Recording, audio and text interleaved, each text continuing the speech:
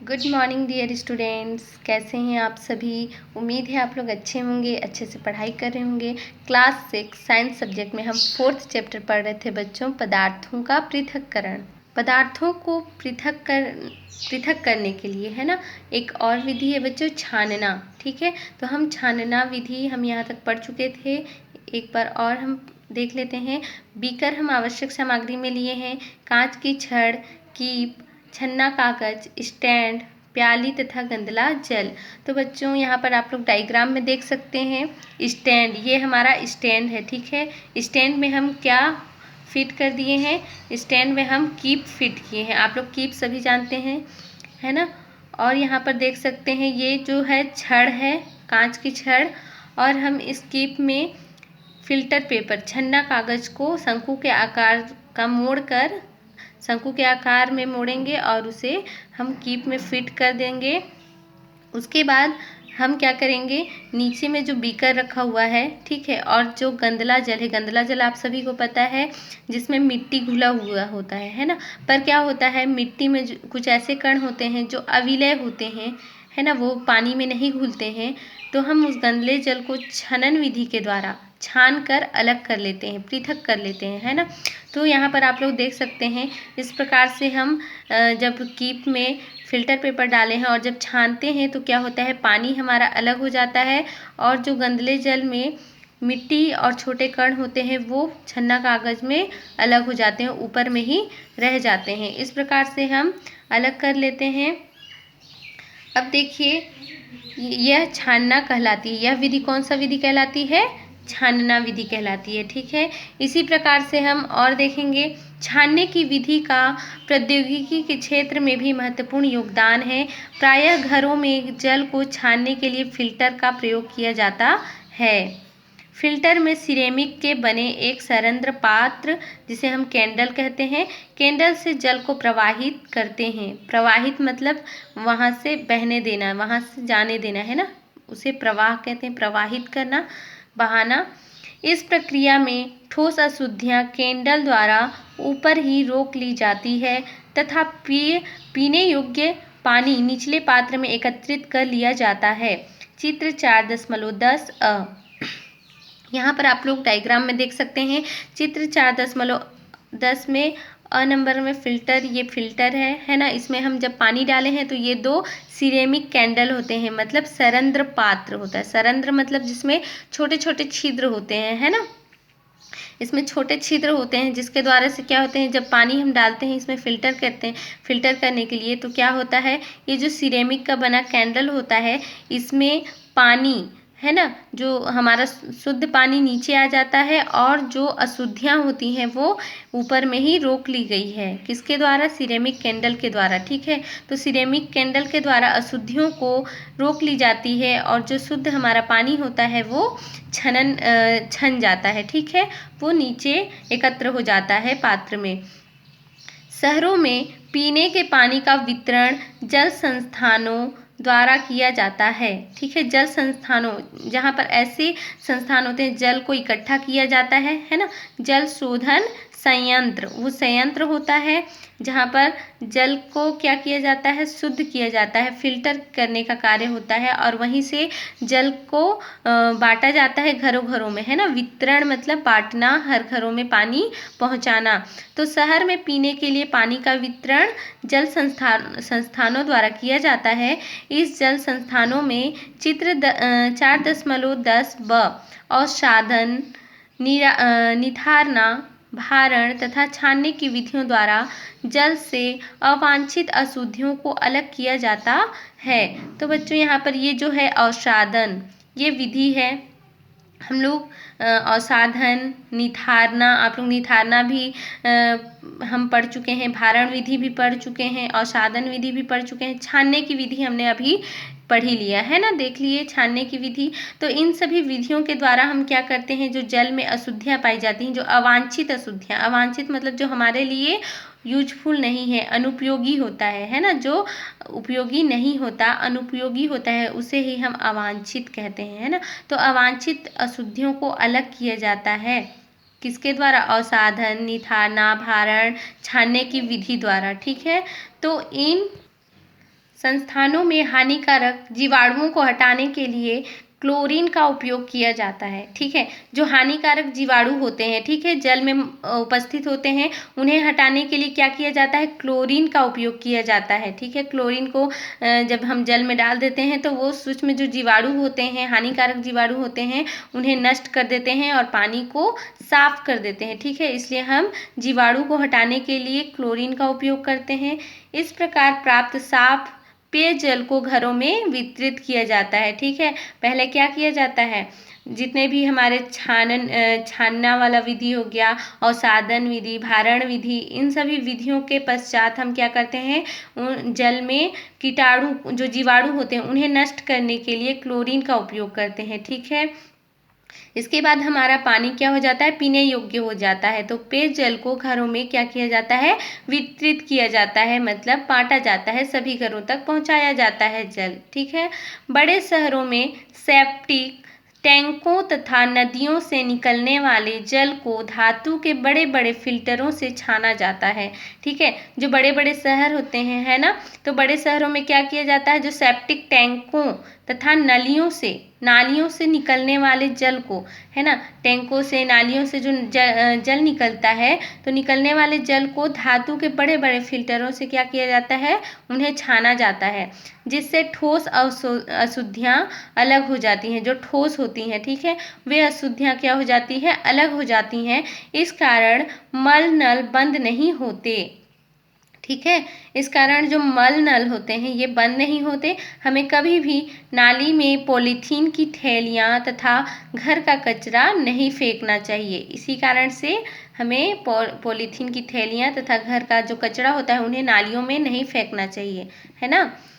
अब देखिए, आप लोग यहाँ डायग्राम में भी देख सकते हैं, जो हमारा नदी तालाब नदियाँ हैं, है ना, यहाँ पर मान लो क्या है, नदी है, नदी का पानी हम क्या कर रहे हैं, घर घर तक पहुँचा रहे हैं। तो नदी का पानी में आप लोग जानते हैं कई प्रकार के लवण भी घुले होते हैं, कई प्रकार के बहुत सारे अशुद्धियाँ होती हैं, बहुत सारे जीवाणु होते हैं जो हमारे लिए हानिकारक हैं। तो इन्हें हम क्या कहते हैं, पीने योग्य, यदि ये नदी का पानी को पीने योग्य बनाना है तो हम फिल्टर करते हैं। ठीक है, इन विधियों के द्वारा, जैसे पंपिंग स्टेशन में पहले हम पानी को लाते हैं, फिर उसके बाद अवसादन करते हैं, अवसादन टंकी में पानी आता है, इसके बाद जो पानी में रेत तथा कंकड़ होते हैं छोटे, है ना, तो इनको क्या करते हैं, यहाँ पर जब रेत तथा कंकड़ क्या हो जाते हैं, एकत्रित हो जाते हैं, फिर जो हमारा पानी है वो छनित होता है। ठीक है, तो इसमें क्या हो जाता है, हमारा जो पानी है वो छन जाता है और जो रेत और कंकड़ होते हैं वो यहीं इसी टंकी में रह जाते हैं, है ना,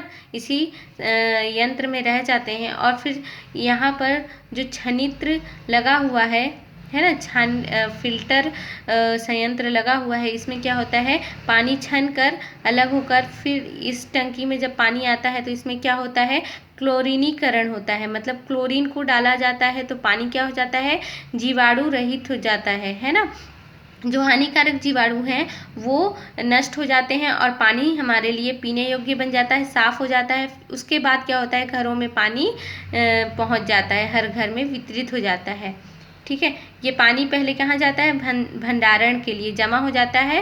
पहले जो शुद्ध पानी है वो एकत्रित हो जाता है, उसके बाद में क्या किया जाता है, पानियों को घर घर में पहुंचाया जाता है। ठीक है, अब हम देखेंगे वाष्पीकरण। आप लोग सभी जानते हैं वाष्पीकरण किसे कहते हैं, है ना। मान लो क्या होता है, जो पानी होता है हम उन्हें 100 डिग्री सेल्सियस पर गर्म करते हैं तो पानी क्या होने लगता है, बॉईल होता है, उसके बाद में वो पानी भाप बन के उड़ने लगता है, जिसे हम वाष्पीकरण कहते हैं। ठीक है, हम क्रियाकलाप 6 में देखेंगे, आवश्यक सामग्री में हम पोर्सिलीन प्याली या कटोरी लेंगे। एक कटोरी होता है, ये जो पात्र होता है पोर्सिलीन का होता है। ठीक है, ये त्रिपाद स्टैंड लेंगे। आप लोग यहाँ पर डायग्राम में देख सकते हैं, त्रिपाद स्टैंड मतलब जिनके 3 स्टैंड 3 पैरों वाले होते हैं, है ना, जैसे कुर्सियों के 4 पैर होते हैं, तो वैसे ही हम त्रिपाद स्टैंड लेंगे जिनके 3 पैर होते हैं।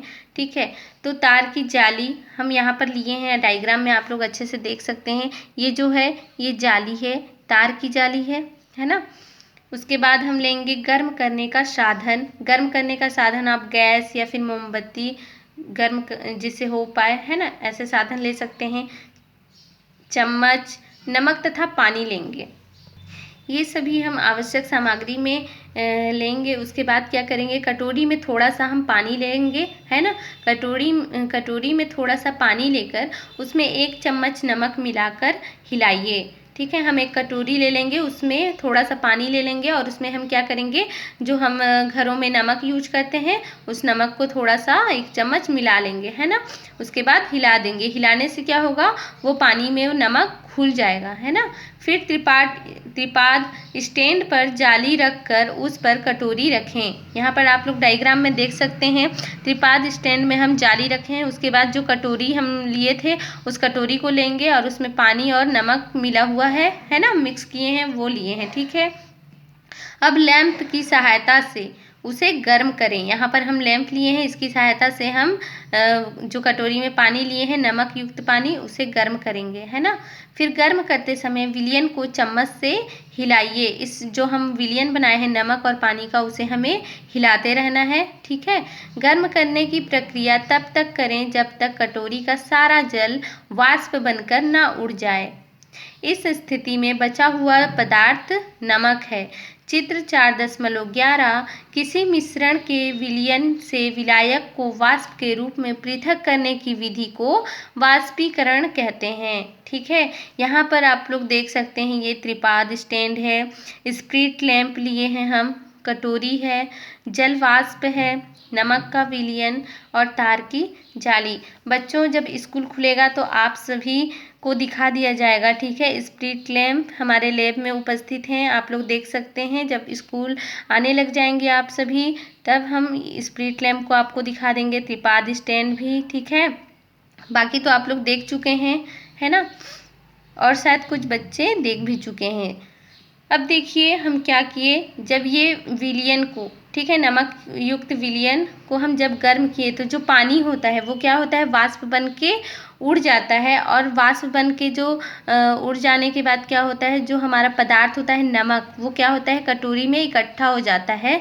ठीक है, तो वो क्या होता है, हमारा नमक। तो इस प्रकार से हम पृथक कर लिए, किसे, हम जल से अपना नमक प्राप्त कर लिए, जल अलग हो गया और हमारा नमक अलग हो गया। हम इस विधि को कौन सी विधि कहेंगे, वाष्पीकरण विधि कहेंगे। ठीक है, वाष्पीकरण के द्वारा हम पृथक कर लिए, है ना। तो क्या होता है, जो मिश्रण था, किसका किसका मिश्रण था, जल का, नमक का, है ना। तो विलयन के विलायक, आप लोग जानते हैं विलायक किसे कहते हैं, पानी, है ना। और विलयन, जो हमारा विलयन बना हुआ है नमक और पानी का, वो विलयन कहलाता है। और जो विलायक है वो पानी है। तो पानी विलायक का वाष्प के रूप में पृथक करने की विधि ही हमारा वाष्पीकरण कहलाता है।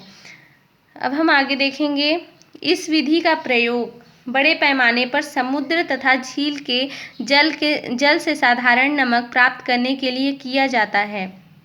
बच्चों, क्या होता है, हम इस विधि का बहुत बड़ा मतलब विधि का प्रयोग जो है बड़े पैमाने पर कहाँ किया जाता है, जो समुद्र का पानी है, झील का पानी है ना, वहाँ के जल से साधारण नमक प्राप्त करने के लिए किया जाता है इस विधि का प्रयोग, वाष्पीकरण का प्रयोग। ठीक है, ज्वार के समय समुद्री जल को छोटी छोटी क्यारियों में एकत्रित कर लिया जाता है। बच्चों, क्यारियाँ मतलब आप लोग समझते होंगे, क्यारियों किसे जो क्यारी बना लिया जाता है, आप लोग खेतों में देखे होंगे क्यारी बना हुआ रहता है ना। इधर बड़े से खेत होते हैं और क्यारी होता है जिसमें चलकर आप लोग सभी खेतों तक पहुंच सकते हैं। उसी प्रकार से, या मेड़ भी कहते हैं, है ना, उसी प्रकार से क्या होता है, जो ज्वार के समय समुद्र जल होता है उन्हें छोटी छोटी क्यारियों में क्या कर लेते हैं, एकत्रित कर लेते हैं। यह जल सूर्य प्रकाश की गर्मी से क्या होते हैं, वाष्पीकृत हो जाते हैं, है ना। आप लोग जानते हैं जिस प्रकार से स्प्रिट लैंप के द्वारा हम वाष्पित हो सकता है जल, उसी प्रकार से जो सूर्य के प्रकाश है उसमें से भी ऊष्मा निकलती है और ऊष्मा के कारण क्या होते हैं, जल गर्म हो जाते हैं और जल गर्म होने के बाद वाष्पित होने लगते हैं। ठीक है, तो प्रकाश की जो गर्मी है इससे भी वाष्पीकृत हो जाता है तथा नमक क्यारियों में बचा रह जाता है। तो इस प्रकार से हम नमक प्राप्त कर लेते हैं। ठीक है, वाष्पीकरण विधि के द्वारा। जो बड़े बड़े समुद्रों, आप सभी जानते हैं, जो बड़े बड़े समुद्र होते हैं, झील होते हैं, इसमें लवण की मात्रा बहुत अधिक होती है ना। तो हम साधारण नमक का यूज करते हैं अपने घरों में खाने के रूप में भी। तो इस प्रकार से हम साधारण नमक प्राप्त कर सकते हैं क्यारियाँ बनाकर। ठीक है, हम अब देखेंगे बच्चों 10 क्रिस्टलीकरण, है ना। आप लोग जो क्रिस्टलीकरण है इसका मतलब भी समझते होंगे। क्रिस्टलीकरण मतलब जो हम शक्कर यूज करते हैं वो किस रूप में होते हैं, क्रिस्टल के रूप में होते हैं, है ना। इसी प्रकार से हमारा जो नमक होता है वो जब पाउडर के रूप में होता है, जब उससे पहले वो किस रूप में रहता है, क्रिस्टल के रूप में होता है ना। तो हम देखेंगे क्रियाकलाप 7 में आवश्यक सामग्री में हम बीकर लिए हैं, कांच की छड़ लेंगे, त्रिपाद स्टैंड लेंगे, तार की जाली लेंगे, स्प्रिट लैंप लेंगे और कीप और नीला थोथा जिसे हम क्या कहते हैं, कॉपर सल्फेट, है ना। छन्ना कागज जिसे हम फिल्टर पेपर के नाम से भी जानते हैं, तथा पानी, इतना हम आवश्यक सामग्री में लेंगे बच्चों। उसके बाद हम देखेंगे एक बीकर को पानी से 1/4 भरें, है ना। एक बीकर को यहाँ पर आप लोग देख सकते हैं, एक बीकर है और जिसमें हम 1/4 भर लिए, है ना, पानी भर लिए हैं और इसमें हम क्या डाले हैं, नीला थोथा डाले हैं, मतलब कॉपर सल्फेट, है ना। ये ब्लू कलर का रहता है हमारा जो कॉपर सल्फेट है। उसके बाद देखिए एक बीकर को पानी से 1/4 भरें, उसमें धीरे धीरे नीला थोथा डालें, है ना। हमें एक बीकर में पानी ले लिया, उसमें क्या डाल दिए हैं, नीला थोथा, तथा कांच की छड़ की सहायता से हिलाते जाएं, उसे हमें हिलाते जाना है। ठीक है, विलयन को गर्म कर कुछ और मात्रा में नीला थोथा मिलाएं। ठीक है, अब हमें क्या करना है, विलयन को गर्म करना है। ठीक है, गर्म करने के बाद नीला थोथा जो है कुछ मात्रा में नीला थोथा और मिलाएंगे गर्म करते टाइम। फिर नीला थोथा तब तक मिलाएं जब तक उसमें और अधिक नीला थोथा घुलना बंद ना हो जाए। तो हम उस पानी में नीला थोथा जब तक डालेंगे तब तक डालेंगे जब तक कि वो घुलना बंद ना हो जाए, है ना। इस गर्म विलयन को छन्ना कागज की सहायता से छान कर अशुद्धियाँ दूर करें। अब क्या करेंगे, हमारा एक विलयन बन जाता है ना, पानी और नीला थोथा का। तो उस विलयन को, इसे क्या करेंगे, इस गर्म विलयन को छन्ना कागज के द्वारा मतलब फिल्टर पेपर की सहायता से हम क्या करेंगे, छान लेंगे, है ना। छान कर जो अशुद्धियाँ हैं उसे हम दूर कर लेंगे। अब उसे ठंडा करने के लिए रख दें। थोड़ी देर बाद आपको बीकर की तली में शुद्ध नीला थोथा के क्रिस्टल दिखाई देंगे, है ना। जब हम थोड़ी देर बाद देखेंगे, है ना, थोड़ी देर बाद आपको बीकर की तली में, मतलब ये देखो बीकर है और इसके तली मतलब नीचे में बैठा हुआ आपको दिखाई देगा क्रिस्टल, कुछ क्रिस्टल दिखाई देंगे। यह क्रिया ही क्रिस्टलीकरण कहलाती है। ठीक है, चित्र 4.12। अब इसे छान लें। आप यहाँ पर देख सकते हैं जब हम इसे गर्म किए तो यहाँ पर नीचे में क्रिस्टल के रूप में हमारा नीला थोथा जम जाता है ना। तो इसे हम क्या कहते हैं, क्रिस्टलीकरण कहते हैं। और जो हमारा अशुद्धियाँ था उसे हम क्या किए, फिल्टर पेपर के द्वारा छान लिए, अलग कर लिए। ठीक है, इसी प्रकार से हम देखेंगे आसवन, है ना, ये भी एक विधि है। नदी, नालों, समुद्र आदि से पानी का वाष्पीकरण होता है जो नदी नालों का पानी होता है, समुद्र होता है, आदि से क्या होता है, पानी का वाष्पीकरण होता है। क्योंकि समुद्र, नदी नालों में सूर्य का प्रकाश पड़ता है ना। और सूर्य के प्रकाश की किरण के द्वारा क्या आती है, ऊष्मा, जिससे पानी गर्म हो जाता है, वाष्पीकरण होने लगता है। तो यह वाष्प हल्की होने के कारण ऊपर उठती है ना। तो पानी का जो वाष्प होता है वो हल्का होता है गैस के रूप में, क्योंकि वो होता है वाष्प के रूप में, तो वो हल्का होने के कारण ऊपर की ओर जाती है, ऊपर की ओर उठती है तथा ठंडी होकर छोटी छोटी बूंदों के रूप में बादलों का निर्माण करती है, जो बड़ी बूंदों में रूपांतरित होकर वर्षा के रूप में पृथ्वी पर वापस आती है। यही जल चक्र है। हम जल चक्र पढ़ चुके हैं बच्चों, आप सब भी पढ़ चुके हैं, है ना। जल चक्र के बारे में आप सभी को पता है कि क्या होता है, जो नदी नालों समुद्र के पानी होते हैं वो वाष्पीकृत होते हैं, है ना। जब वाष्पीकृत होते हैं तो वो बादल का रूप बना लेते हैं। फिर उसके बाद वो बादल के रूप में बड़े बूंदों के रूप में रूपांतरित हो जाते हैं। और जब बड़ी बूंदों के रूप में रूपांतरित होते हैं तो वर्षा के रूप में वो पृथ्वी पर वर्षा के रूप में फिर से आती है, वापस आती है, मतलब वर्षा होने लग जाती है। ठीक है, तो यही क्या है, हमारा जल चक्र है, क्योंकि ये पानी वाष्प के रूप में बादल बनते हैं, फिर बादल से फिर बड़ी बूंदों में और वर्षा के रूप में फिर से हमारे नदी में आ जाते हैं, समुद्रों में आ जाते हैं। तो ये जल चक्र हमेशा क्या होता है, चलता ही रहता है। इसे ही हम क्या कहते हैं, जल चक्र कहते हैं। इस क्रिया में जल का आसवन होता है। आइए इसे हम क्रियाकलाप द्वारा समझें। तो हम एक क्रियाकलाप देखेंगे बच्चों, क्रियाकलाप 8। इसमें आवश्यक सामग्री में हम कॉनिकल फ्लास्क लेंगे। यहाँ पर आप देख सकते हैं डायग्राम में, कॉनिकल फ्लास्क किसे कहते हैं, ये हमारा क्या है, कॉनिकल फ्लास्क है। ठीक है, अब देखिए, कांच की 2 बार समकोण पर मुड़ी नली, है ना, कांच की 2 बार समकोण, यहाँ पर आप लोग देख सकते हैं जो नली है ये समकोण पर मुड़ी हुई नली है ना, कांच की नली है। कार्क लिए हैं, परख नली, त्रिपाद स्टैंड, गर्म करने का साधन, बीकर, नमक का विलयन और बर्फ लिए हैं। ठीक है, इतना हम आवश्यक सामग्री में लिए हैं। उपकरणों को चित्र 4.13 के अनुसार जमाएं। तो हम जितने भी उपकरण लिए हैं, है ना, जो कॉनिकल फ्लास्क लिए हैं, तार की जाली लिए हैं, त्रिपाद स्टैंड लिए हैं, स्प्रिट लैंप लिए हैं और हम बीकर लिए हैं। ठीक है, बर्फ लिए हैं, आसुत जल, आसुत जल आप सभी जानते हैं जिसे शुद्ध जल कहते हैं। वर्षा के जल को भी हम शुद्ध जल कहते हैं। ठीक है, क्योंकि उनमें किसी भी प्रकार का जो अशुद्धियाँ होती हैं कुछ नहीं होता है ना, शुद्ध होता है। पर क्या होता है, वो जो वर्षा का जल है हमारे वायुमंडल में पहुंचने के साथ ही वो क्या होता है, अशुद्ध हो जाता है। ठीक है, उनमें बहुत सारे खनिज लवण, बहुत सारी गैसें क्या हो जाता है, मिक्स हो जाता है, इसलिए अशुद्ध हो जाता है। तो हम क्या करते हैं, जो शुद्ध अशुद्ध जल होता है उसे प्राप्त करने के लिए हम उसका मतलब वाष्पीकरण करते हैं, और वाष्प का जो पानी होता है हम उसे इकट्ठा कर लेते हैं, है ना। तो उस वाष्प के जो पानी है उसको इकट्ठा किए रहते हैं, वही हमारा क्या कहलाता है, डिस्टिल्ड वाटर कहलाता है, वही हमारा आसुत जल होता है। तो हम तो हम क्या लिए हैं, आसुत जल लिए हैं, है ना, शुद्ध जल होता है। उसके बाद कार्क, यहाँ पर आप लोग देख सकते हैं कार्क क्यों लिए हैं, जो हमारा ये कॉनिकल फ्लास्क है, इसके जो मुंह है इसको बंद करने के लिए। ठीक है, अब देखिए उपकरणों को हम जमा लिए।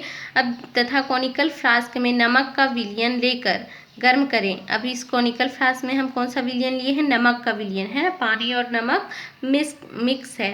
ठीक है, निकलने वाली वाष्प को कांच की नली की सहायता से बर्फ में रखी परख नली में एकत्रित करें। अब हम क्या किए हैं बच्चों, जो निकलने वाली वाष्प है ना, जब ये गर्म होता है तो इससे वाष्प निकलता है ना, तो ये वाष्प को हम क्या कर रहे हैं, जो नली लगाए हुए हैं उसे क्या करना, इकट्ठा करना है। हम बीकर में इकट्ठा कर रहे हैं, और ये बीकर जो रखा हुआ है, और एक जो ये क्या है, हमारा परख नली के रूप में परख नली है, और इसमें ये बीकर में क्या रखे हैं, हम बर्फ़ रखे हैं। ठीक है, तो हम इस नली को फिट कर दिए हैं, ठीक है, परख नली में, और क्या कर रहे हैं, इस गैस को इकट्ठा कर रहे हैं इस परख नली में, है ना।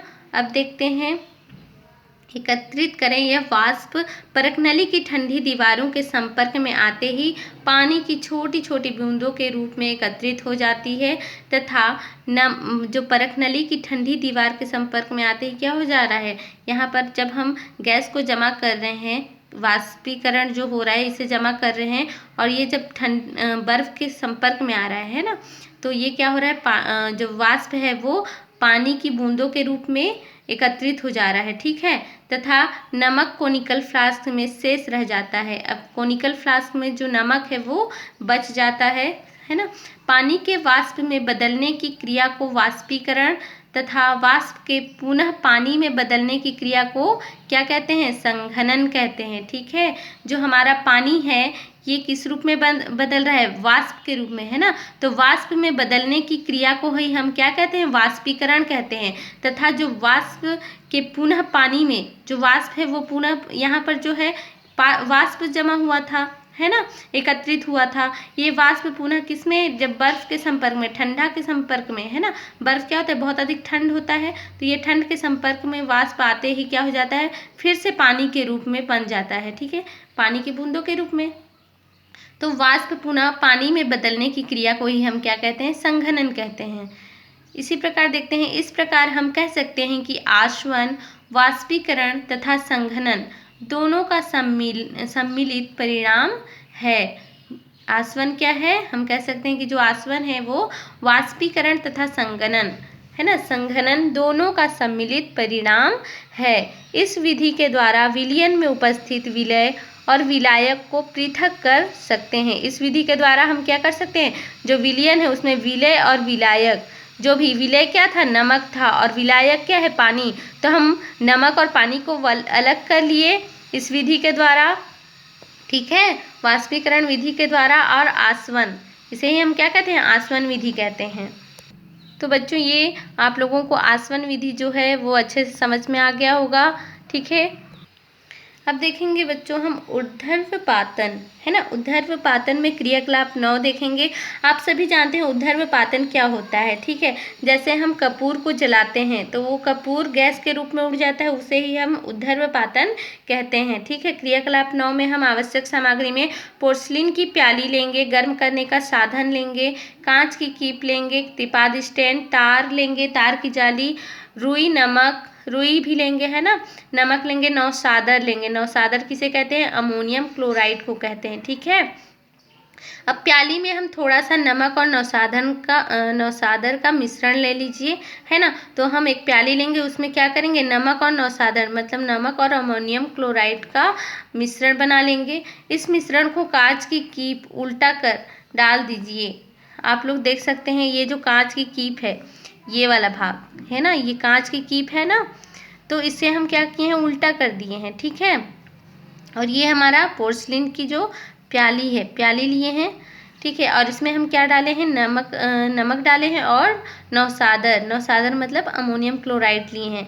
अब इसे हम क्या कर दिए हैं, इसे हम बंद कर गर्म कर रहे हैं, है ना। इसे क्या किए हैं, कीप की नली में रुई, ये जो नली है यहाँ पर हम रुई लगा दिए हैं और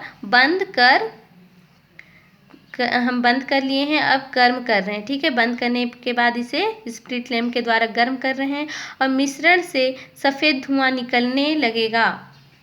ये जो मिश्रण है इससे कौन सा धुआं निकलेगा, सफ़ेद धुआं निकलेगा, है ना। तो देखेंगे हम, अब प्याली को गर्म करना बंद कर दें। कुछ समय पश्चात कीप की भीतरी सतह पर नौसादर का वाष्प ठंडी होकर कणों के रूप में जम जाएगी और प्याली में नमक शेष रह जाएगा, ठीक है। चित्र 4.14 में हम देख सकते हैं क्या हुआ है, जो नौसादर और हम नमक का मिश्रण लिए हैं, यहाँ पर आप लोग देख सकते हैं पोर्सलिन की प्याली में, और हम कीप लगा दिए हैं और हम उस नली, जो कीप की नली है, इसमें रुई का फ्लग लगा दिए हैं। ये हमारा स्टैंड और तार की हम जाली है, और ये हमारा स्प्रिट लैम्प है ना, और त्रिपाद स्टैंड है। अब हम जब इसे गर्म किए तो क्या हुआ, गर्म होने के पश्चात जो हमारा नौसादर था, है ना, नौसादर जो है ये क्या होता है, वाष्प बनकर, ये साइड में आप देख रहे हो, वाष्प बनके जब ये वाष्प ठंडी हो जाता है, ठंड हो जाता है वाष्प के रूप में, जब ये जमा हो जाता है तो ये ठंड हो जाता है, फिर किस रूप में हो जाता है, ठंडी होकर कणों के रूप में जम जाता है ना, यहाँ सब जमा हुआ है। और प्याली में क्या बच जाता है, इस प्याली में शेष सिर्फ नमक बच जाता है, ठीक है। फिर अब देखिए,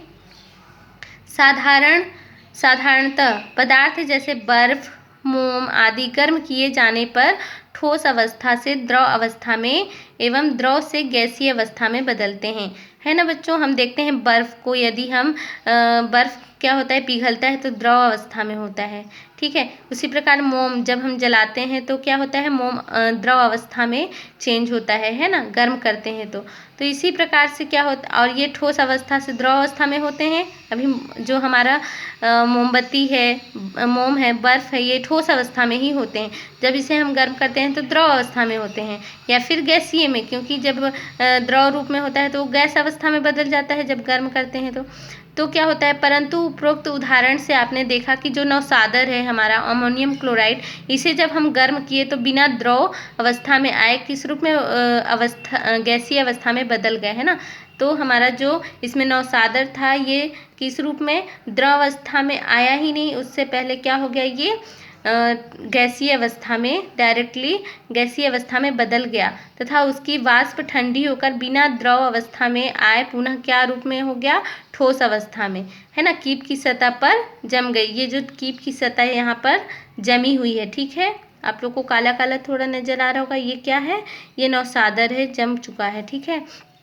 तो ये गैस के रूप में इसको देखा गया डायरेक्टली, वाष्प के रूप में नहीं, गैस के रूप में। और गैस से ये पुनः द्रव में ना आकर के किस रूप में बदल गया, ठोस रूप में। ठीक है, तो क्या होता है, ठोस अवस्था में कीप की सतह पर जम गए इस क्रिया को ही क्या कहते हैं, ऊर्ध्वपातन कहते हैं।